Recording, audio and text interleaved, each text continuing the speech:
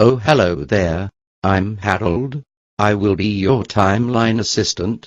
I'm here to rock out the history of Australian education with you. Let's roll. No iPads here.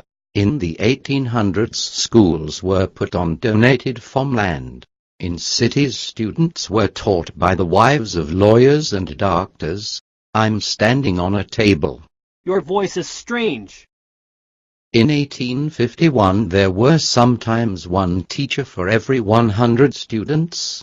In 2008 the average was 28.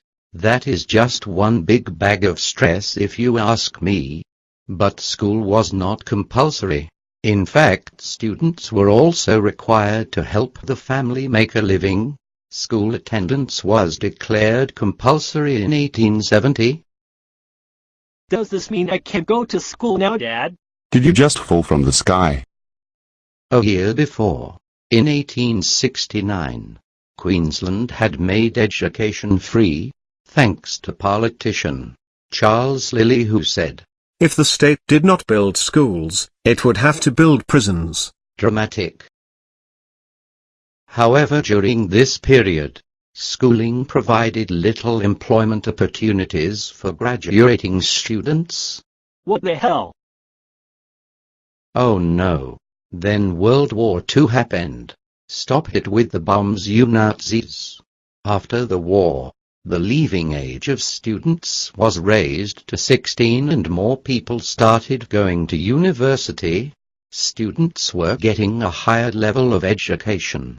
As more of them went to university, BAM, university. As a result, a stronger connection between schooling and employment was created. The state of education also followed the evolution of the social landscape of Australia. For example, before the 1900s, female teachers could not marry. You got to be kidding me. You could not keep the company of men. What? You could not go to ice cream stores. In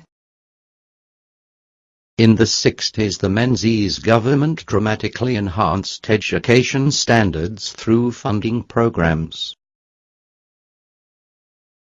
The Comell Report was released in 1973, which changed the way schools were funded once again.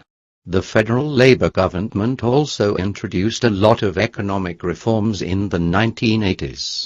This was all designed to create a national framework for education.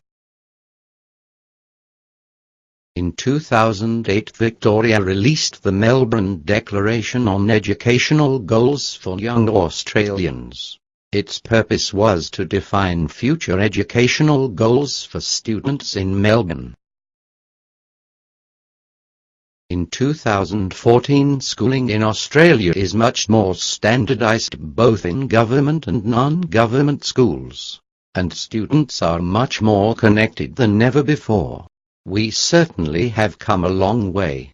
Thank you for letting me be your guide through the history of education in Australia. Let's dance.